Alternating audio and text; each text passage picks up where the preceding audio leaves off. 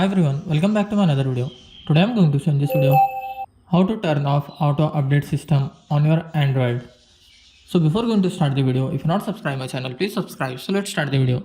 Guys, if you want to turn off auto update system on your Android, then I will show you simple method how to do this. First of all, you have to open the settings and you have to make sure that you have enabled your developer option. After enabling developer option, just tap on this search icon, then search for developer. Here you can see developer option, second option, tap on that. In this, here you will find automatic system updates. If this option is enabled, you have to just disable this option and close this window.